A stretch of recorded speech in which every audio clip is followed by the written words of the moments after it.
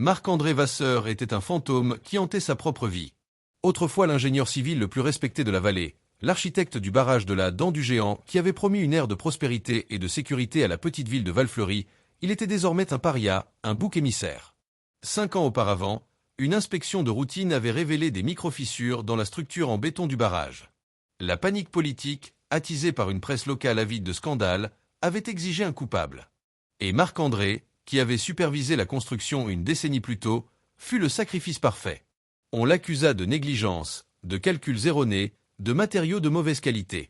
Son nom fut traîné dans la boue, sa carrière anéantie, sa réputation laissée en ruine. Peu importait qu'il ait crié à qui voulait l'entendre que les plans originaux avaient été modifiés par le consortium de construction pour des raisons budgétaires, que ses avertissements sur une faille géologique mineure mais significative avaient été ignorés. Il fut déchu, licencié et condamné à vivre dans l'ombre de son plus grand accomplissement, désormais perçu comme une bombe à retardement. Il vivait seul dans une petite maison en contrebas de la ville, acceptant de petits contrats de plomberie pour survivre, le regard des habitants pesant sur lui comme une condamnation à perpétuité. Pendant ce temps, Valfleury continuait de vivre dans une insouciance coupable. Le barrage, après quelques réparations cosmétiques, fut déclaré sûr par une nouvelle commission d'experts. La Dent du Géant était redevenue un symbole de fierté, sa masse de béton retenant les millions de mètres cubes d'eau du lac artificiel, une épée de Damoclès que tout le monde avait choisi d'ignorer. Personne, à part Marc-André, ne se souvenait de l'autre secret que la ville avait enterré, son ancien réseau d'égouts. Un labyrinthe de tunnels en briques datant du début du XXe siècle, condamné et remplacé par un système moderne lors de la construction du barrage. Marc-André était le seul homme encore en vie à posséder un jeu complet des plans originaux de ce réseau souterrain, des plans qu'il avait étudiés par obsession, y voyant une métaphore de sa propre vie, une structure autrefois vitale, maintenant oubliée et jugée dangereuse. Ce soir-là, une pluie torrentielle s'abattait sur la vallée, une pluie d'une violence inédite qui gonflait le lac à un niveau record. Marc-André, incapable de dormir, observait les filets d'eau qui coulaient sur ses fenêtres, son anxiété grandissant à chaque coup de tonnerre. C'est alors qu'il entendit un son qu'il avait redouté dans ses pires cauchemars. Un grondement sourd, profond, inhumain, qui ne venait pas du ciel, mais de la terre. Un son qui fit vibrer les vitres et trembler les fondations de sa maison. La Dent du Géant venait de céder. Le monstre d'eau, retenu pendant des années, était libre. Et Marc-André comprit que le chemin de la rédemption, ou de la mort, passerait par les ténèbres qu'il était le seul à connaître. Le grondement initial fut suivi d'un silence assourdissant et contre nature, une pause de quelques secondes pendant laquelle la vallée tout entière sembla retenir son souffle. Puis, le rugissement arriva. Un mur de son, la fureur de millions de tonnes d'eau se libérant d'un seul coup, un bruit si puissant qu'il semblait déchirer le tissu même de la réalité. Marc-André n'eut pas besoin de voir le mur d'eau pour savoir ce qui se passait. Il le sentit dans ses os, dans la pression de l'air, dans la vibration du sol qui s'intensifiait. Les lumières de sa maison clignotèrent une dernière fois avant de s'éteindre, plongeant la vallée dans une obscurité totale, seulement percée par les éclairs qui zébraient le ciel. La première vague frappa la partie basse de la ville avec la force d'une explosion. Ce n'était pas de l'eau, mais un monstre liquide, un mélange de boue, de rochers et d'arbres déracinés qui balayait tout sur son passage. Le bruit des maisons qui s'effondraient, le crissement du métal, le fracas des vitres brisées se mêlaient au rugissement de l'eau. Marc-André, vivant sur une petite colline, fut épargné par le premier assaut, mais il savait que ce n'était qu'un répit. L'eau allait monter, et vite. Son premier instinct fut de fuir vers les hauteurs, vers les montagnes qui surplombaient la ville. Mais il chassa cette idée. Les routes seraient impraticables, les ponts emportés. Ce serait un piège. C'est alors que son esprit, entraîné par des années de réflexion sur les infrastructures et les flux, se tourna vers l'impensable. Les anciens égouts. Le réseau condamné. Un labyrinthe souterrain qui, il le savait, possédait des sections qui grimpaient bien plus haut dans les collines que les rues de la ville, conçues pour drainer les eaux de source des montagnes avant la construction du barrage. C'était un pari insensé. Les tunnels étaient abandonnés depuis des décennies, potentiellement effondrés par endroits, certainement remplis de gaz toxiques. Mais c'était la seule voie. Son unique chance. Il enfila rapidement un anorak, des bottes en caoutchouc, attrapa une puissante lampe torche à manivelle et son sac à dos qui contenait toujours une trousse de premier secours et une gourde. Il jeta un dernier regard à sa maison, puis sortit dans la tempête. Le spectacle était apocalyptique. L'eau boueuse et furieuse avait déjà envahi les rues en contrebas, emportant des voitures comme de simples jouets. Des cris de panique et d'horreur s'élevaient dans la nuit. Il se dirigea vers le centre de la petite place du village, située sur un léger promontoire. Il y trouva un petit groupe de survivants, une vingtaine de personnes hagardes et trempées, réfugiées sur les marches de la vieille église, regardant avec incrédulité leur monde se noyer. Il reconnut le maire, un homme qu'il avait publiquement humilié, la boulangère, une jeune famille avec 2 enfants terrifiés, et quelques autres visages familiers. La panique et le désespoir étaient palpables. « Il faut monter !» criait le maire. « Vers la route de la montagne. » Marc-André s'avança. La route est coupée.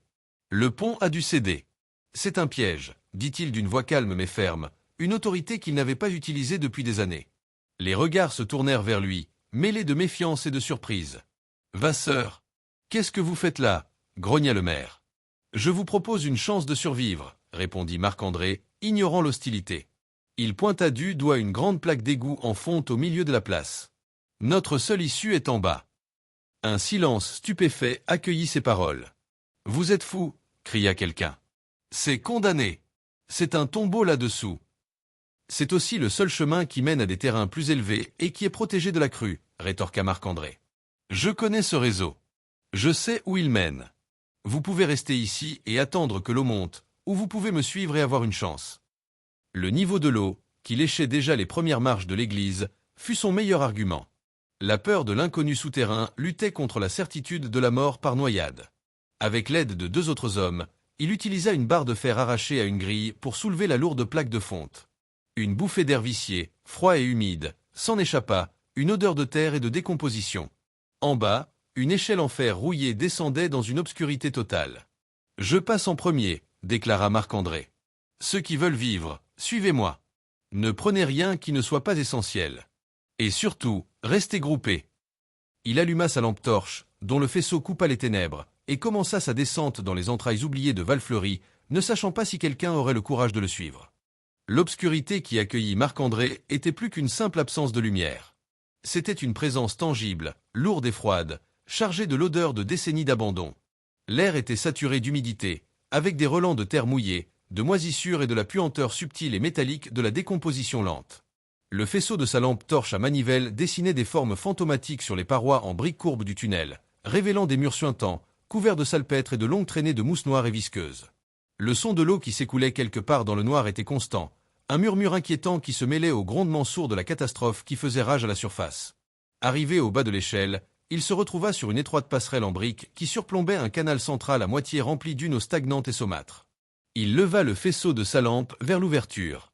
Un par un, les visages terrifiés des survivants apparurent. La peur avait vaincu la méfiance.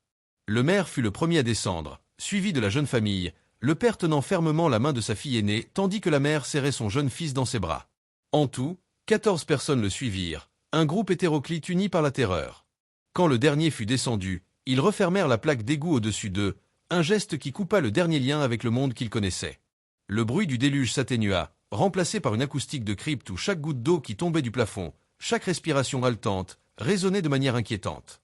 Ils étaient maintenant dans un autre monde, un monde souterrain régi par ses propres règles. « Écoutez-moi attentivement », dit Marc-André, sa voix prenant une assurance qui surprit tout le monde, y compris lui-même. « Nous devons rester ensemble. La passerelle est étroite et glissante. Marchez lentement. Je serai en tête, le maire fermera la marche. Si quelqu'un a une autre source de lumière, même un téléphone, allumez-la maintenant, mais en mode économie d'énergie. » 2 téléphones portables s'allumèrent, leurs écrans projetant une lumière blafarde et insuffisante, mais qui contribua à dissiper un peu l'obscurité oppressante. Ce tunnel principal monte vers le nord, en direction de la colline de la Chapelle. C'est notre objectif. Le chemin est long, peut-être plusieurs kilomètres. N'ayez pas peur des bruits ou des odeurs. C'est un système mort, il n'y a que de l'eau de source et des rats. Sa dernière remarque ne rassura personne. Ils commencèrent leur progression, une procession de fantômes dans un royaume oublié. Le silence ne fut bientôt rompu que par le bruit de leurs pas prudents sur les briques glissantes et le clapotis de l'eau dans le canal. L'air devenait de plus en plus froid et vicié. La claustrophobie commença à s'installer. Les murs semblaient se rapprocher, le plafond bas forçait les plus grands à se courber. La jeune mère tentait de rassurer ses enfants en leur murmurant des histoires, mais sa voix tremblait. Le maire, habitué à donner des ordres et à être obéi, était visiblement mal à l'aise dans cette situation où il n'avait aucun contrôle, obligé de suivre l'homme qu'il avait publiquement détruit. Après une vingtaine de minutes, ils arrivèrent à une première intersection. Plusieurs tunnels plus petits partaient dans différentes directions. Le groupe s'arrêta, hésitant. C'est là que l'expertise de Marc-André devint leur seule bouée de sauvetage. Il sortit de son sac à dos un grand rouleau de papier huilé, les plans originaux du réseau. Il les déroula sur le sol, les éclairant avec sa lampe. Les autres se penchèrent, fascinés et soulagés de voir cette carte d'un territoire inconnu. « Nous sommes ici », dit-il en pointant un doigt sur le plan. « Nous devons continuer tout droit. Ces autres tunnels sont des collecteurs secondaires, la plupart sont des impasses. » Sa connaissance, autrefois la source de son humiliation, était devenue leur unique espoir. Ils reprirent leur marche, un peu plus confiants. Mais leur répit fut de courte durée. Le grondement de la surface, qui s'était atténué, revint soudain plus fort. Et avec lui, une vibration qui parcourut le sol et les murs du tunnel. Puis ils entendirent un nouveau bruit, un bruit qu'aucun d'entre eux ne voulait entendre dans un tunnel souterrain, un rugissement d'eau puissant venant de derrière eux. Le rugissement d'eau qui venait de derrière eux n'était pas le murmure d'un ruisseau, mais le bruit d'un torrent en furie. Marc-André se retourna brusquement, dirigeant le faisceau de sa lampe torche dans le tunnel d'où il venait. Ce qu'il vit glaça le sang de tout le groupe. Une vague d'eau boueuse et tumultueuse, transportant des débris, dévalait le canal central et commençait à déborder sur la passerelle. L'eau a dû briser une autre entrée en aval. « Il faut courir !» cria-t-il. La panique s'empara à nouveau du groupe. La procession lente et prudente se transforma en une course désordonnée et glissante dans l'obscurité. Les cris des enfants se mêlaient aux jurons des adultes. Une femme glissa et tomba, mais fut immédiatement relevée par deux autres. Le niveau de l'eau montait à une vitesse terrifiante, léchant leurs talons, l'eau glacée s'infiltrant dans leurs chaussures. Ils couraient à l'aveuglette, ne faisant confiance qu'à la silhouette de Marc-André qui les précédait, sa lampe torche balançant frénétiquement. Le tunnel, qui avait été leur refuge, devenait un piège mortel. Après ce qui sembla une éternité, Marc-André s'arrêta devant une intersection majeure, un carrefour de tunnel encore plus grand que le précédent. Il consulta ses plans à la hâte, ses mains tremblant sous la pression. L'eau leur arrivait maintenant aux chevilles. « Par ici !» cria-t-il, en s'engageant dans un tunnel plus étroit qui semblait monter légèrement. C'était un pari. Selon les plans, ce tunnel était un ancien conduit de drainage pluvial qui menait plus directement à la colline. La pente devait les mettre à l'abri de la crue. Le nouveau tunnel était différent. Plus étroit, plus bas de plafond, et l'air y était encore plus rare. Ils devaient avancer en file indienne, parfois presque à quatre pattes. Le bruit du torrent derrière eux s'atténua légèrement, signe que la pente les éloignait du danger immédiat, mais la tension ne retombait pas. C'est dans ce conduit oppressant que les premières fissures dans la cohésion du groupe apparurent. « Où nous emmenez-vous, Vasseur ?» lança le maire, sa voix empreinte de suspicion. « Êtes-vous sûr de ce que vous faites? On va tous mourir ici. »« J'ai une meilleure idée, monsieur le maire, » rétorqua Marc-André, sans s'arrêter. « Si vous préférez retourner faire trempette, ne vous gênez pas. » Le sarcasme coupa court à la contestation, mais le doute était semé. Chaque ombre, chaque bruit suspect devenait une source de peur. Ils passèrent devant des sections où le plafond s'était partiellement effondré, forçant à ramper sur des tas de gravats instables. Des rats, dérangés par l'inondation, couraient le long des murs, leurs petits yeux brillants dans la lumière des lampes. L'épuisement commençait à se faire sentir. Le jeune garçon de la famille se mit à pleurer, un son déchirant qui résonnait dans le tunnel. Sa mère, à bout de nerfs, tenta de le consoler, mais ses propres larmes coulaient sur ses joues. Marc-André sentit le poids de la responsabilité s'abattre sur lui. 14 vies dépendaient de sa mémoire et de vieux plans dessinés un siècle plus tôt. Était-il en train de les mener au salut ou à un tombeau souterrain? Le doute s'infiltra dans son propre esprit. Il s'arrêta à nouveau pour consulter ses plans, mais l'humidité avait commencé à faire baver l'encre. Il devait désormais se fier principalement à sa mémoire et à son instinct d'ingénieur. Il se souvenait avoir passé des nuits entières à étudier ces cartes, fasciné par leur complexité. Il pria pour que cette obsession passée lui sauve la vie aujourd'hui. Ils débouchèrent enfin dans une salle plus grande, une sorte de chambre de jonction où plusieurs conduits convergeaient. Au centre de la pièce, une structure en béton moderne avait été érigée, faisant partie du nouveau système d'égout. C'était une vision surréaliste, l'ancien et le nouveau se rencontrant dans les profondeurs de la terre. Mais leur soulagement fut de courte durée. Le tunnel qui, selon les plans, devait continuer sa montée vers la colline de la chapelle était bloqué. Un mur de béton brut, coulé lors de la construction du nouveau réseau, barrait complètement le passage. Ils étaient dans une impasse. Le désespoir, pur et absolu, s'abattit sur le groupe. Les pleurs du petit garçon redoublèrent, et cette fois, personne n'essaya de le calmer. Ils étaient piégés, dans un labyrinthe sans issue, avec l'eau qui montait derrière eux. Le silence qui tomba fut plus lourd que tous les cris de panique. C'était le silence de la défaite. Le mur de béton était une condamnation. Lisse, épais et sans la moindre fissure, il représentait la fin de leur espoir. Le silence qui s'était abattu sur le groupe était pesant, un mélange de désespoir et de résignation.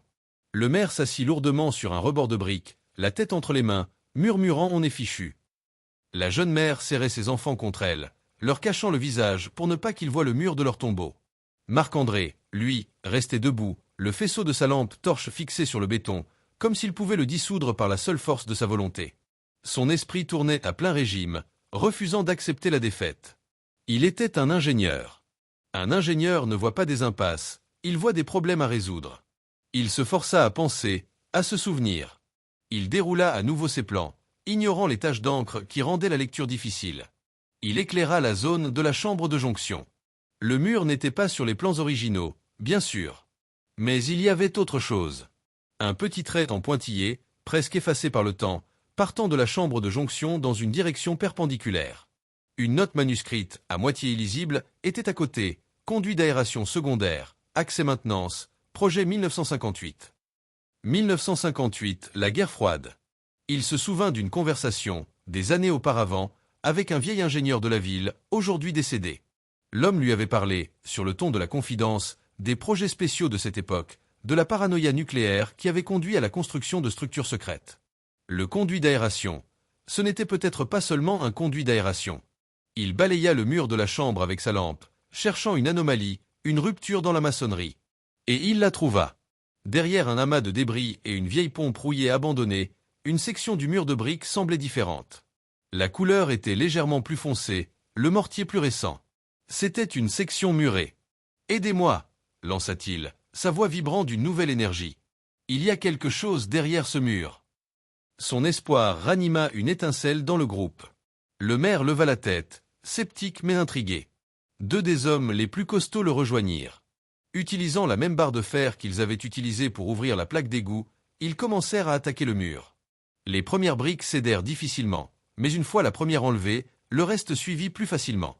Le mur n'était pas très épais, une simple cloison. Derrière, il n'y avait pas la terre, mais une obscurité vide. Ils agrandirent l'ouverture, créant un passage juste assez grand pour un homme. Marc-André passa sa lampe torche à travers le trou. Le faisceau révéla un tunnel étroit, en béton cette fois, parfaitement droit et sec. Il semblait n'avoir jamais été touché par l'humidité. Il se glissa à travers l'ouverture, suivi par les autres. Ils se retrouvèrent dans un couloir qui ne ressemblait à rien de ce qu'ils avaient vu auparavant. Le sol était lisse, les murs droits. Des câbles électriques épais couraient le long du plafond, tenus par des attaches en métal.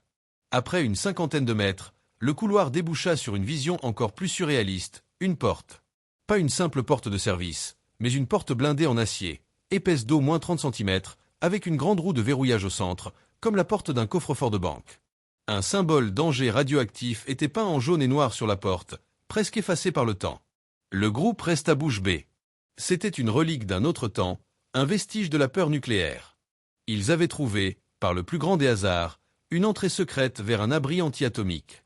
« C'est notre sortie », murmura Marc-André, plus pour lui-même que pour les autres. La question était de savoir s'il pouvait l'ouvrir. La roue de verrouillage était rouillée et semblait bloquée. Ils s'y mirent à plusieurs, leurs forces combinées dans un effort désespéré. La roue commença à tourner, lentement, avec des grincements assourdissants qui résonnaient dans le couloir. Chaque centimètre gagné était une victoire. Enfin, après de longues minutes d'effort, ils entendirent un clac lourd et profond, le bruit des verrous qui se retiraient. Ils tirèrent la lourde porte vers eux. Elle s'ouvrit sur une obscurité totale et un air sec, stagnant, qui n'avait pas été respiré depuis plus de 50 ans. Ils étaient passés d'un labyrinthe de désespoir à un tombeau de la guerre froide, ne sachant pas si c'était le salut ou simplement une autre forme de prison. L'air qui s'échappa de l'abri anti-atomique était comme un souffle du passé. Sec, stérile et imprégné d'une odeur de poussière, de plastique vieilli et de métal froid, il n'avait rien de commun avec l'atmosphère humide et organique des égouts.